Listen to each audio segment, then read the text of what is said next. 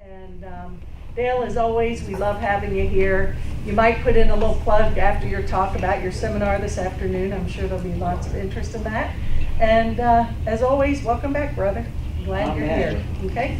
Take care. Not supposed to be leaving for a long time. Take care. Take care. Godspeed. I'm going back to West Virginia again. That's Or Florida. That's right. I think you got to turn me on. He was really good at it before the service. We'll see how it is now in front of all these people.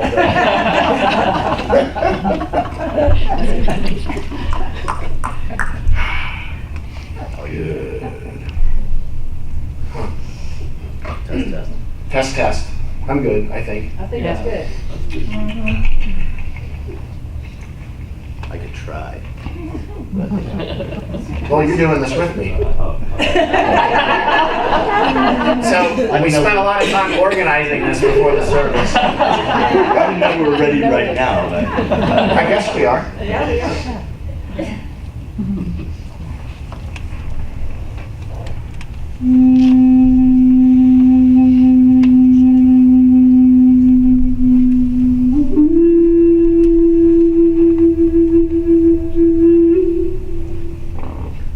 Rather than taking you on a guided meditation as Ed moves through these beautiful vibrations, what I'm going to do is take you on a bit of a journey with ancient prayer. So in a little bit of time we'll be toning together, but now I'm just asking you to receive what it is that I'm offering forth. Just be open, be aware of your breath, be wholly, fully present in your space. Take 3 deep cleansing breaths in through the nose. Hold that in the temple for a few moments, and then out through the mouth. 2 more.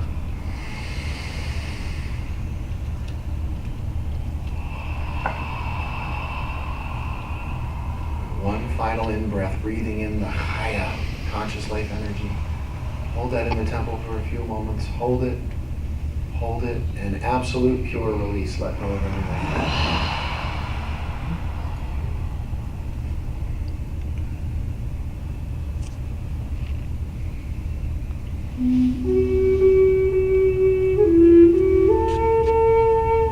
Now just be open.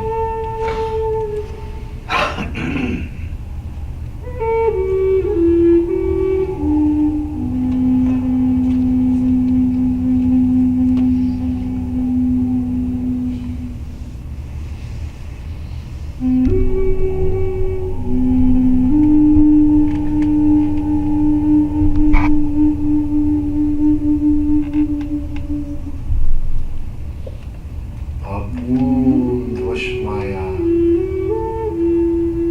Niet Kadash Mok Te Mankutok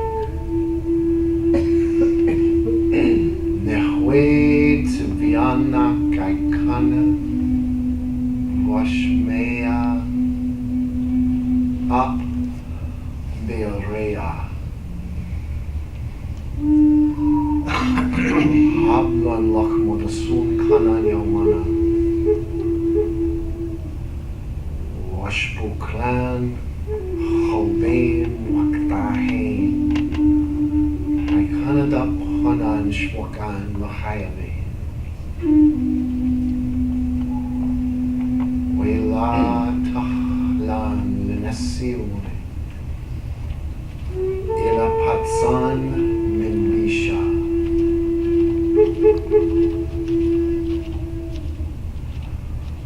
Metul Didilaki Mamputha Lahaila Watishbuka Layalam Almi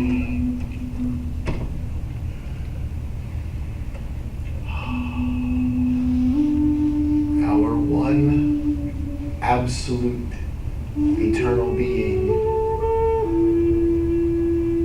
through which we are born forth from the realm of the all and the only.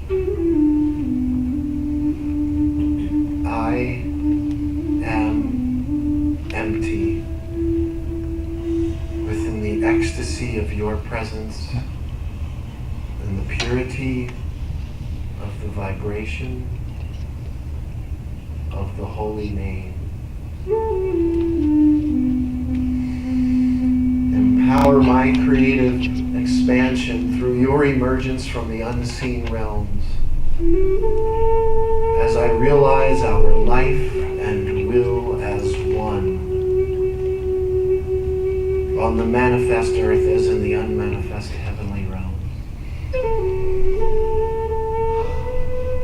Provide the nourishment of clear insight and realization through me now and in each present moment.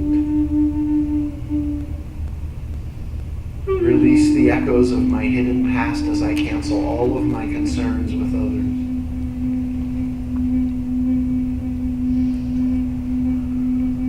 Do not let me lose my true self in forgetfulness, but wholly release me from the errors of my perception.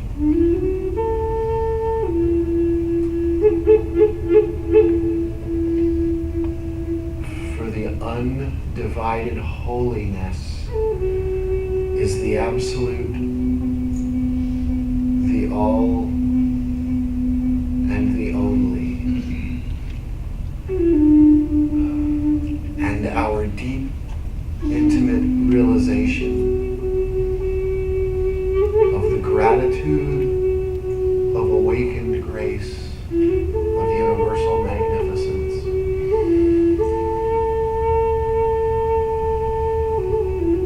From cosmic gathering to cosmic gathering, from age to age, aeon to aeon, elam alamin,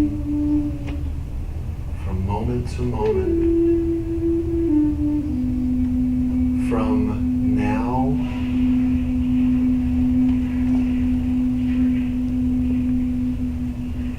to now.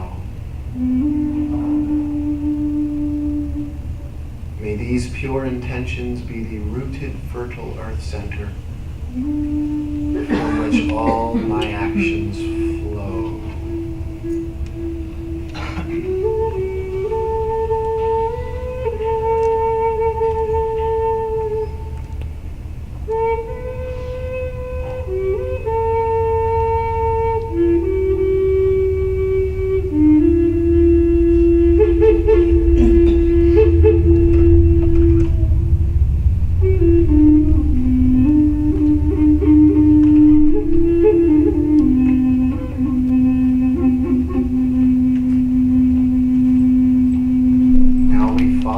Cosmic vibration into the silence.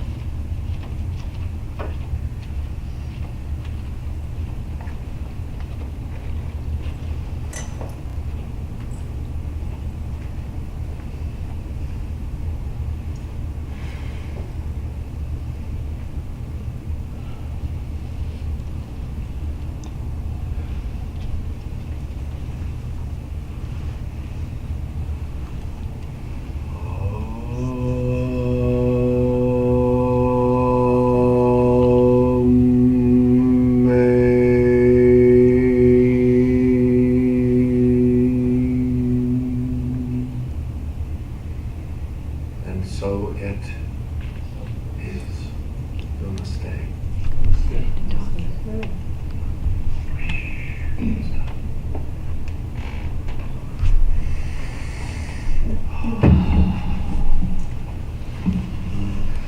So yeah, Ed turned me on again. That was good. That was great. Awesome.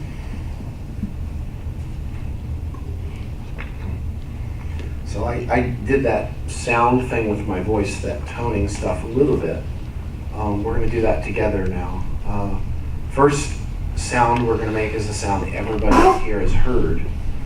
It's actually, other than Om, which is a beautiful tone that starts in the upper part of the throat and moves all the way across the full region, geography of the mouth to the closed lips. Om. This is probably the second most toned word in human history that I'm aware of. It sounds like this: Ra. Ra. Can you say that? Ra. Ra. Just as a little bit of a preface, Ra in the Egyptian mythologies is to Horus what the word Christos, now pronounced Christ, or Chrism was to Jesus in the Christian story.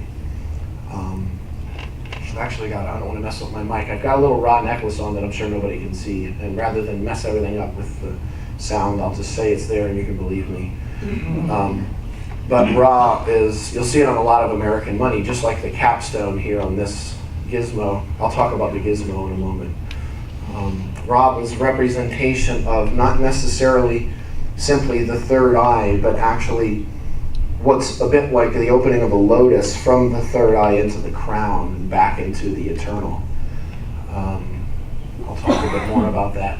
Ra was also a representation of the light of, where's the light out here coming from? The sun. So the light of the sun in the ancient teachings was called Ra, okay? So let's tone that sound just like this. Ra, a little bit louder though. So get a beautiful breath in.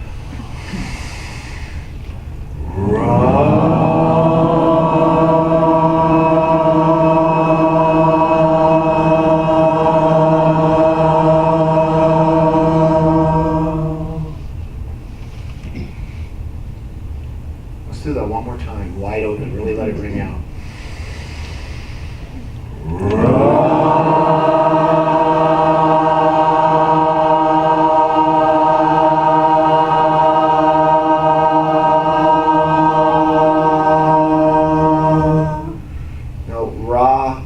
It's all over ancient Egyptian temples. It's on some of their currency. If anybody's ever seen the Eye of Ra that I speak of, if you take the human brain and you cut it in half, I know this is beautiful Sunday morning talk, you literally, most people don't realize how much dissection the Egyptian culture did. They had intimate knowledge and awareness of all of the glands, all of the systems of the entire human body, but if you take a human head and cut it sideways, you'll actually see the exact representation of the Eye of Ra going down into the brain stem up into the spine. And at the center of it was something called the pineal gland, which I can go off about pineal, hippocampus, amygdala, which is where the word Magdalene comes from, but that's not what I'm here talking about today. What I'm saying is that Ra sound was very, very prominent. It was the most prominent tone in the ancient Egyptian culture. Now, sunlight was called Ra. Moonlight in Aramaic is called Nu Ra. What does Nu mean? People usually say Nu. What? Mind? Or the consciousness sphere, as in the new sphere? That's what Nu means today? Oh, as in... Yeah, what do people usually think Nu means? I'm saying as opposed to the new sphere. Fresh, unique, you know what I'm saying? Beginning, something different. So yes, there is that, but I'm just talking about sort of like this sort of everyday thing. People think new means something new, right? Well, here's the thing. Moonlight is called Nu Ra. Sunlight's called Ra. Is moonlight new? What's moonlight? It's reflected sunlight. Interesting. So when you see a direct light or the light of the sun, it's called Ra. When you see the reflected light, what's on my hand, that's called Nu Ra. Technically, Nu Ra. There's a sort of an H-y sound in the middle of the letter Ha. Nice. Well, that word for sunlight was also the word for godlight. And the word for moonlight is also the word for human light or reflected light. Okay, let's try to make that sound like this.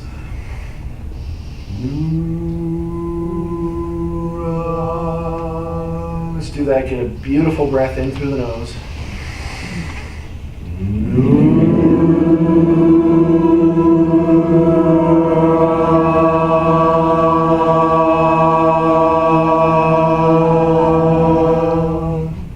Now let's go back to the Ra sound. Do that once. And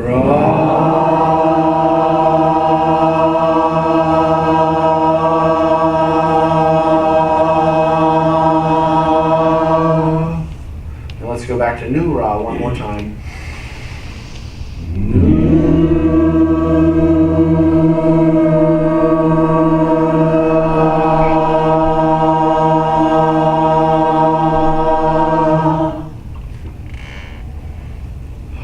Do you feel any difference between the two?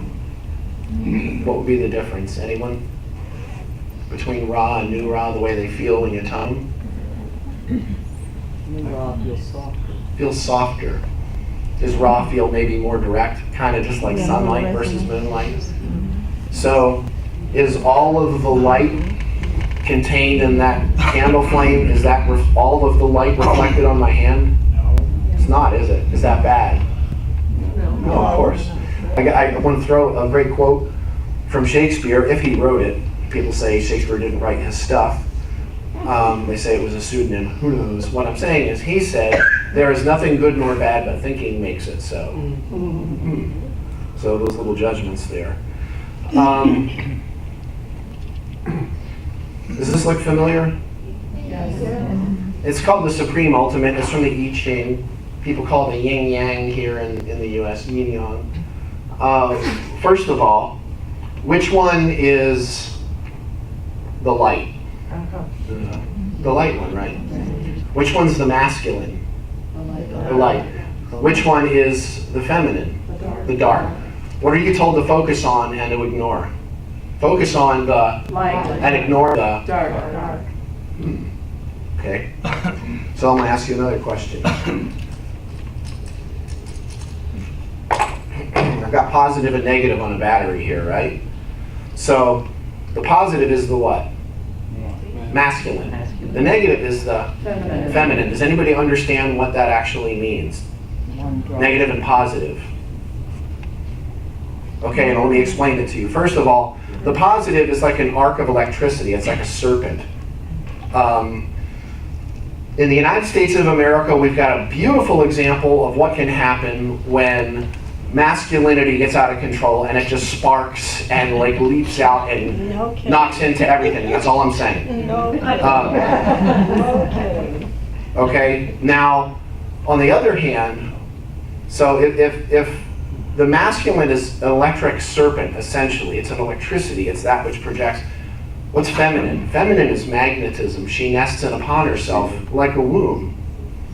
Now here's an interesting thing. Let's say that we focus just on the positive and we're able to remove the negative, if that's even possible. What happens to the power of the battery? It's gone. Another question. Is there any scientist that's ever existed in human history that could show any of us where this battery changes from negative to positive? No. Why?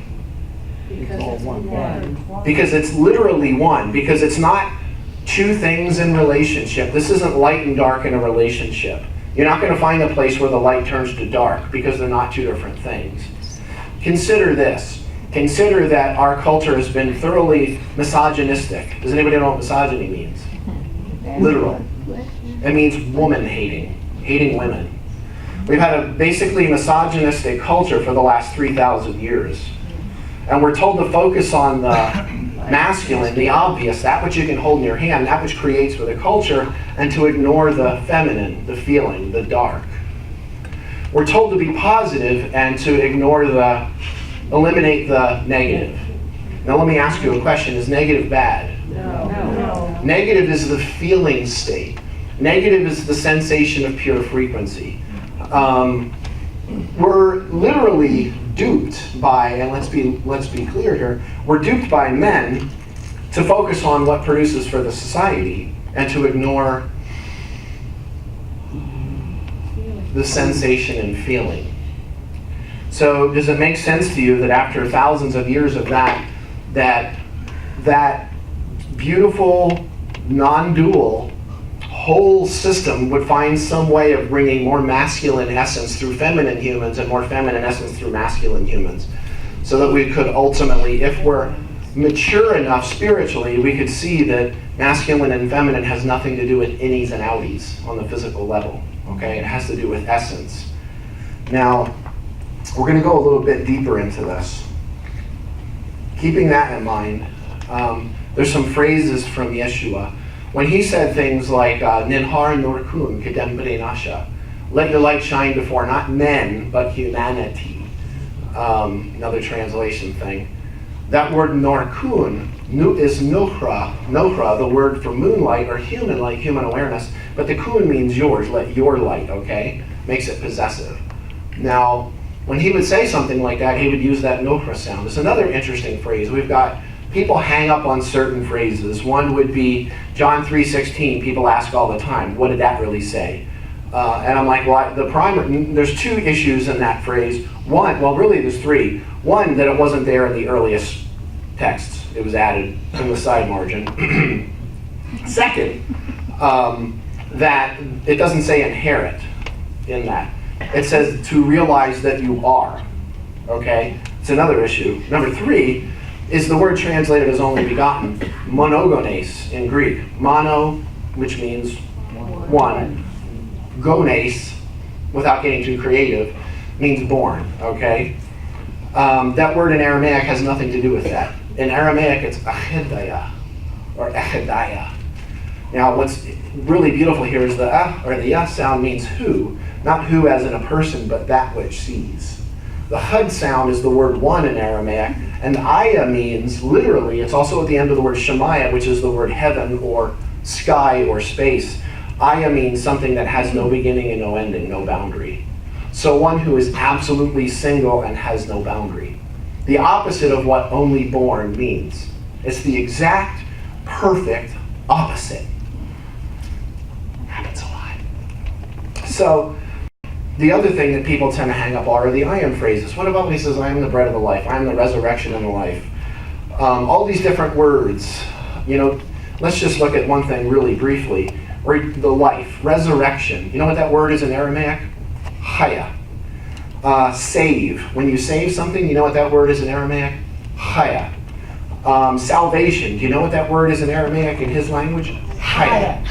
It means conscious life energy. All those things. Has anybody here thought, number one, he didn't say, verily, verily, I say unto thee. Does anybody say that today? Has anybody actually thought about the fact that most of modern Christianity today, the exoteric versions, are using flash frozen language that's about 400 to 500 years old from the time of the King James Bible, which came out in 1611, that was already 1,500 years removed from when it was originally spoken. It was already in a century and a half completely disconnected from what was there originally. And I've said this many times, I only use the word Lord when I'm referencing the fact that I don't use the word Lord. The word Lord is a 9th century term that came out of feudalism.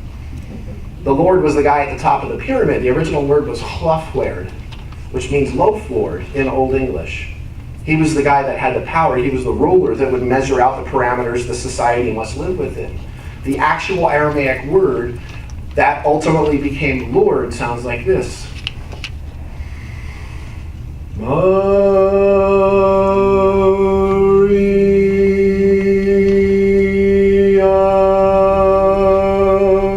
Maria.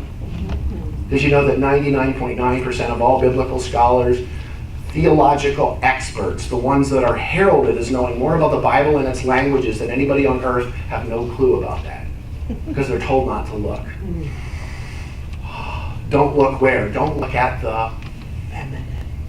Ignore it. It doesn't exist. It's not important because you can't sell it and hold it in your hand.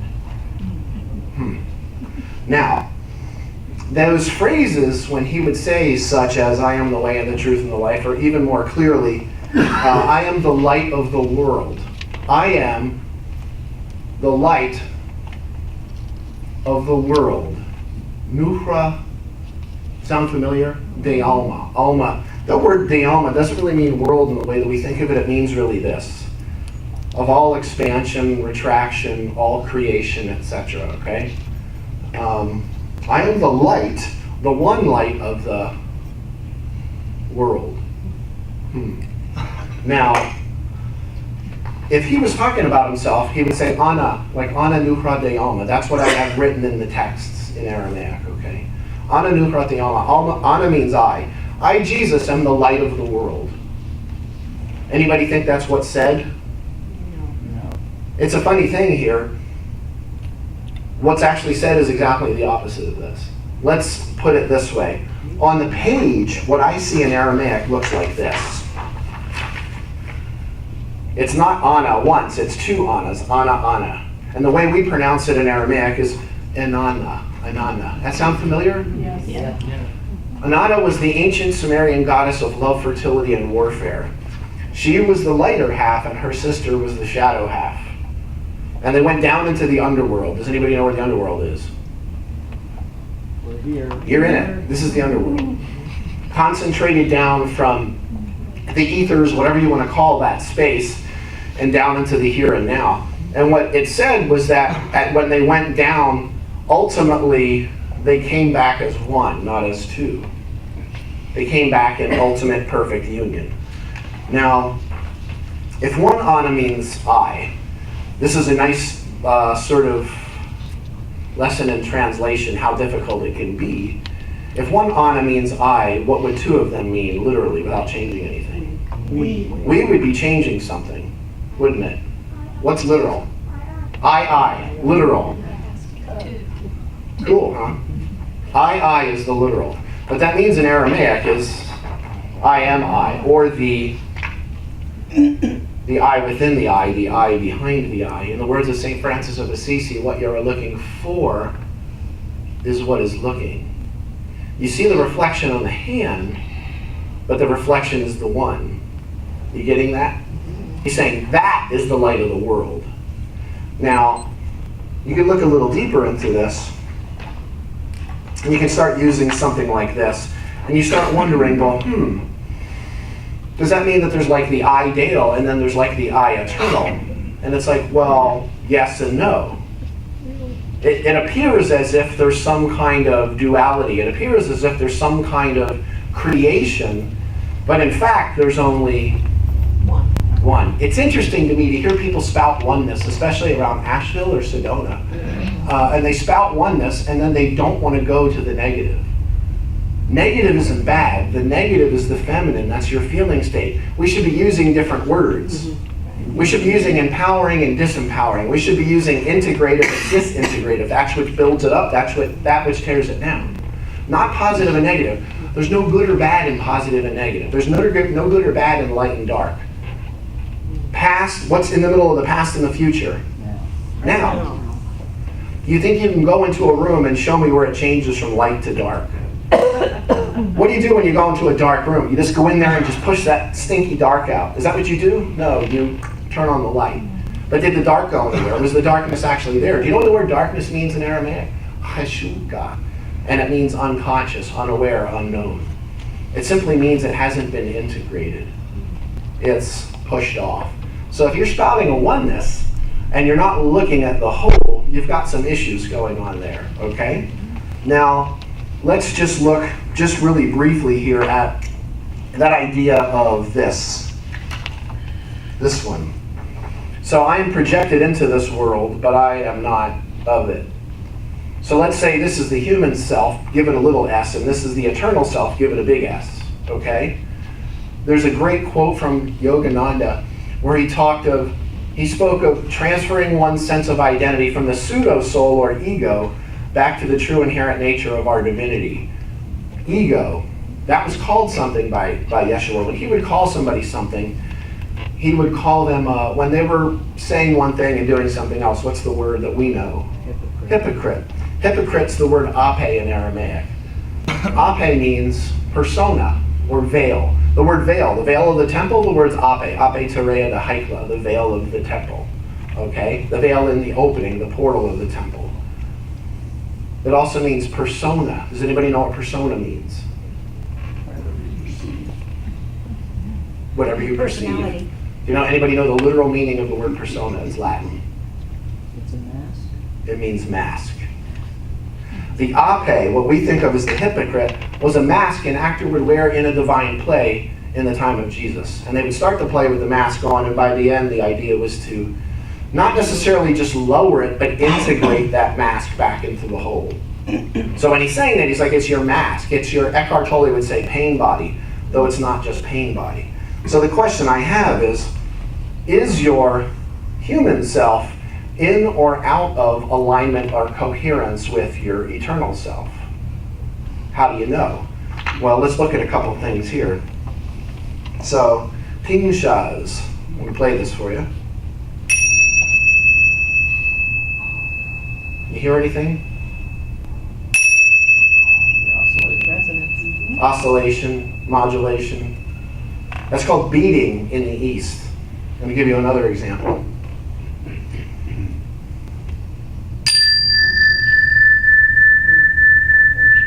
Why is that happening? Because there's waves coming off of it, and each of those waves is on an up and a down scale, giving it the appearance that it's actually high and low all at the same time, or repeating. Well, you hit on it there when you said high and low. Right. These are technically in unison, but not quite.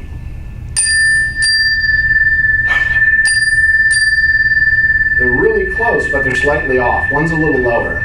Now, first of all, what's the easiest way for me to bring these two into absolute tune? Hitting with the same time.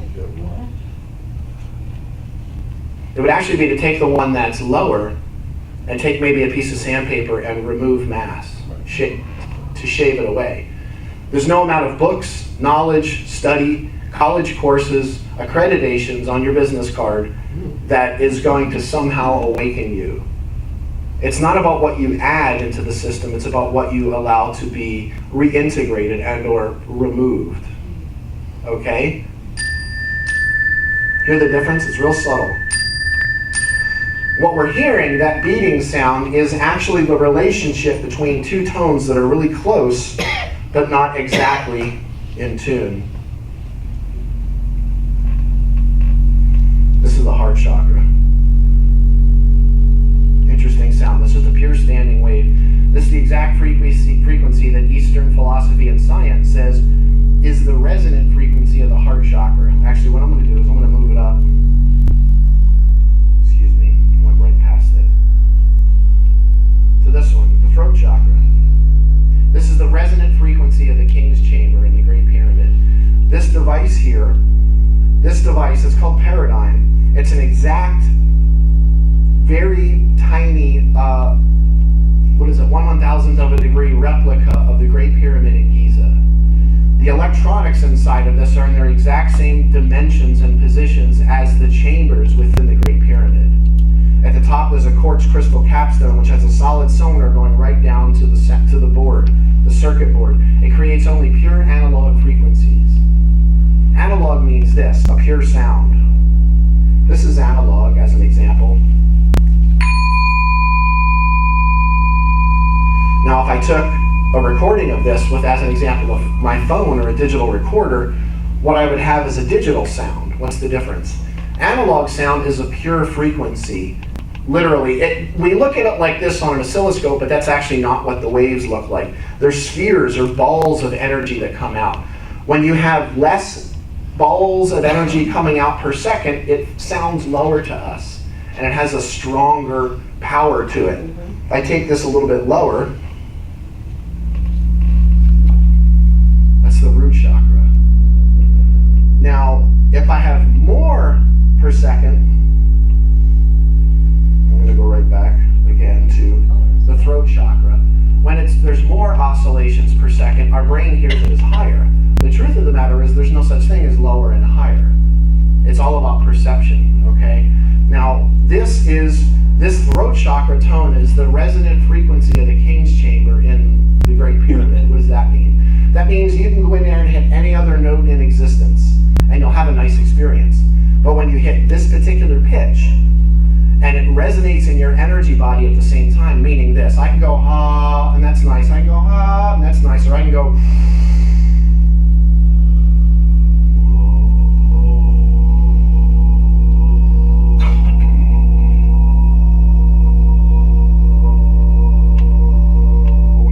find those places that light you up.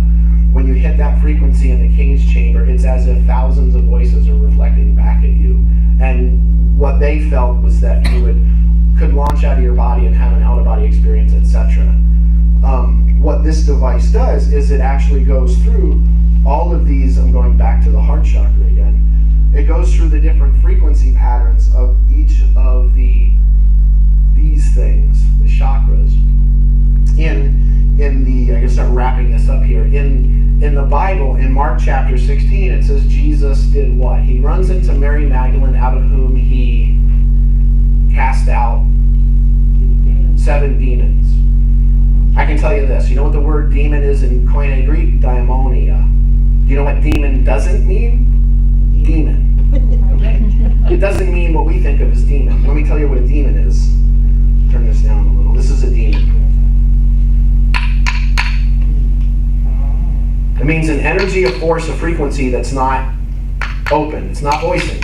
In Aramaic, the phrase is Shabeah, Shiadain, Apek. Shabeah is the word 7. Shiadain is the word translated as demon, devil, vices. Anybody know how many versions of the 7 deadly sins or vices there are in Catholicism alone?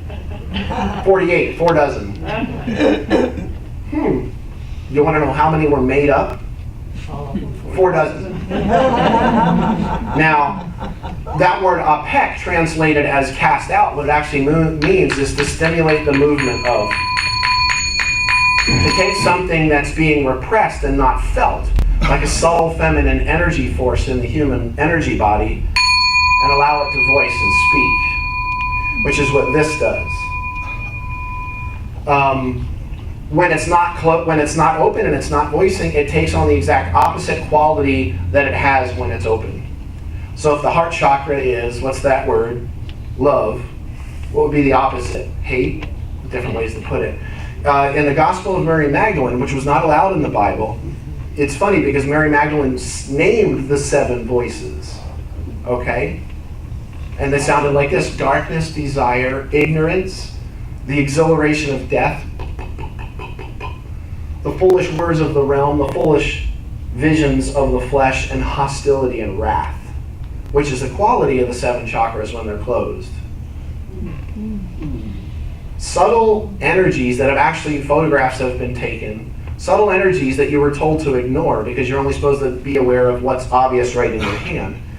So, in my final points here, that's just a pure standing wave of heart chakra. I'm going to add a second tone in.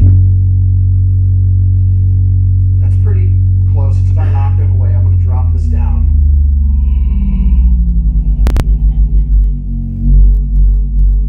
Hear that? That's the beating.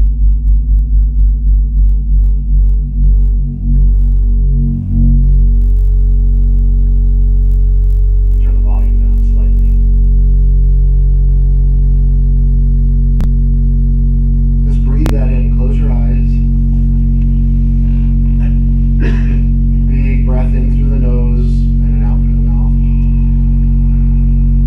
When your human self, your human energy body is in or out of phase with that which is eternal, you start feeling more of this. It's called dissonance or incoherence. How many people want to go through their life with this feeling every day, 24 hours a day? You can turn it off now. Mary's very vocal about that. You know what? You're already doing it. In the beginning was what? The word? We're told to spit out great words, right? Words are creative, right? Yep. Are you sure? Vibrations. So, words are creative. Thoughts are creative, right? Are you sure? Yes. You're sure? Yes. Okay. So, something happens before thoughts. What happens before thought? Who said it? Feeling. Thoughts are, especially in the ancient technologies, but right now in the most cutting edge science, thoughts are crystallized feeling. Now when I say feeling, I don't mean emotion. Okay, emotion is your experience of whether your human self is in or out of phase or alignment with your eternal nature. Okay? If it's really out of phase, you suffer. Okay? And I will say that your suffering is always in 100% direct proportion to your resistance. Resistance to what? Allowing oneself to come back into phase. How do you allow? By allowing yourself to feel all the stuff you were told not to feel. Feeling is where the creative power lies. Feeling is the sensation of pure frequency and vibration. whether you have a thought about it or not. If you focus on that feeling, you'll start crystallizing thoughts. The thoughts are effects of feeling. Thoughts have zero creative power. It's what you feel that creates. You ever walk into a room and you go, whether you have a thought about it or not, you can feel the essence, you feel the energy. The thing is though, thoughts are masculine. Thoughts are physical things. Marcel Vogel was taking pictures of them in the 70s when he worked for IBM. They're things, they're physical, you can hold it in your hand, so it looks like some kind of creative power, when in truth it's the effect of that which is creative, which is the feminine, which is that which feels, which is that magnetic womb of who you are. So, without getting too far out into tangents of where we can go with this, we're going to spend some time with this afternoon. We've got a 2-hour event where we're going to have a little bit of an intro. We'll have like a semicircle and move through some of these different devices, sounds, all these great tones that we've got. Lots of cool stuff that I always have. I've always got my gizmos, but to bring you essentially into alignment, to be open to receive this. And what we're going to do is we'll take a quick break after we move around with some drums and different things. And then we're going to allow you to just lay down on the floor, or if you want to be in a chair, people kind of pocket chairs against each other. You think, well, what's the point of this? We just came back from Raleigh, where we did what? We did private sessions for, I believe, 19 people. This one woman showed up late. She was kind of frazzled. She thought it was at 5, but it was actually at 4. And we're like, no, everything's okay. And she showed up.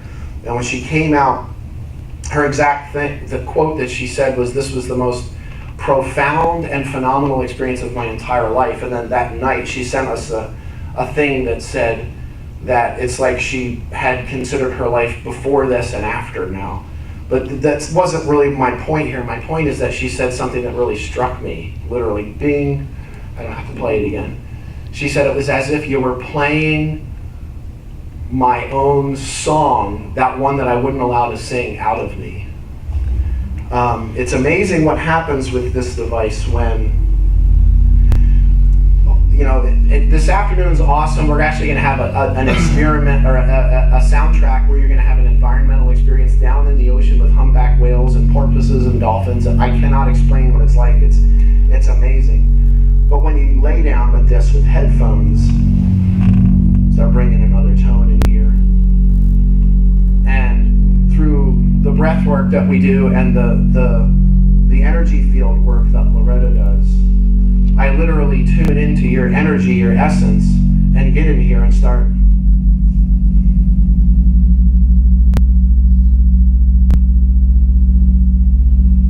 literally playing your song out of you. You don't have to believe in it. There's people that come into the sessions all the time that don't believe in it. But we're going to be doing those. We'll be doing those sessions tomorrow. If anyone's interested, talk to Loretta. It says 125 in that, which we had changed it. Actually, it's 100 for one or 150 for two. If you feel that's insane and crazy, then it might not be for you. If you want to do it and you feel that's more than you can afford, just talk to us. We'll work that out. So what I'm saying here is, to close this, it's never been what you think that created your life. You've never had an accurate thought in your life. Every single thought you've ever had is nothing but a delusion. It's trying to represent something that it can't explain because it's been told to shut down the part of that creative process that's actually doing that resonance, that's actually got that active creation going on. It's not what you think that's creating your life, it's your feeling, it's how you feel. And right now, it's as if the cosmic keyboard of 88 keys, all 88 keys, it's like every key is getting laid on wide open. In the words of Father Thomas Berry, he said the earth was once molten lava, and now it is singing opera. So anything you haven't dealt with is voicing now.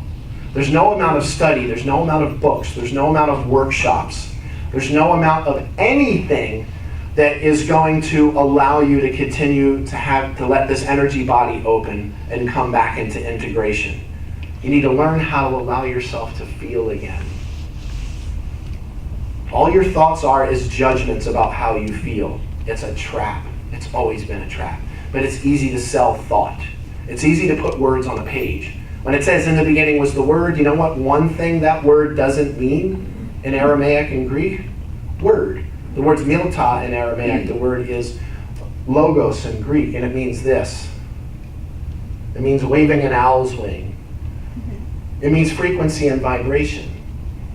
What does that mean? That means the rise and fall of the breath, the beating of the heart, the movement of air across your skin, your sensation of pure frequency. Because in the 90s, we asked for greater awareness, faster vibration, and we wanted it full on. We wanted to raise our vibration, right? You don't have a vibration, you have a bandwidth, which is an assemblage of vibrations. Beware when you hear the phrase raise your vibration. Because you're not a vibration, you're the whole shebang. You're the whole orchestra. And it's about opening more bandwidth, allowing more energy essence to come through. So after asking for all this, we wanted the car to go from 20 miles per hour to 120 in the new age, and we got it. So these beautiful angelic frequencies became, you don't like the way it feels, do you? It's what you asked for. You asked for it to the volume to go up. But we don't like it. Why do we not like it? We don't like it because it's resonating something in us that we don't like the way it feels. And then we look outside of ourselves for the cause. You know, the orange-headed monster or whatever it may be. It's not out there, it's in us. So if there's anything there's nothing more important right now than learning how to navigate the cosmic shift, because you chose to be at right here, right now at this point in human history. We're the ones that were brought here to move us through this. And it doesn't happen from more study. It happens from just being open and allowing yourself to be exactly and authentically who you are.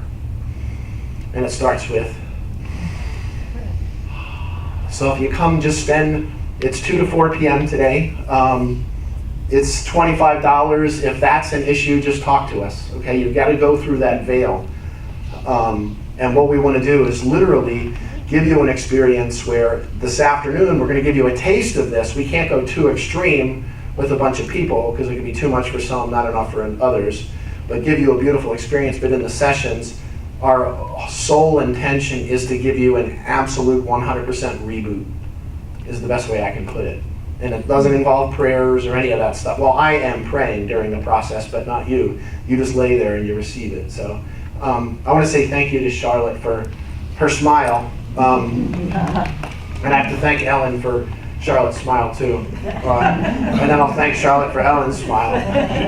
But what I'm saying is, you know, you've got an awesome place here. It's always been awesome. I do remember one of the last things I ever had Terry whisper in my ear, because he was over there at one point, the last time I had a service with him, and then all of a sudden he was over here, and I'm like, wow, I thought you were over there. He whispered in my ear, I'm everywhere. Which is funny, because I walk in and there's a picture, and then wasn't that his song we sang earlier? So, goes to, you know, whatever that is, I don't know what I'm saying, but thank you for being open. Big breath. You're already there. Let go. Let it happen. We're already there. You are what you are. Thank you. Thank you.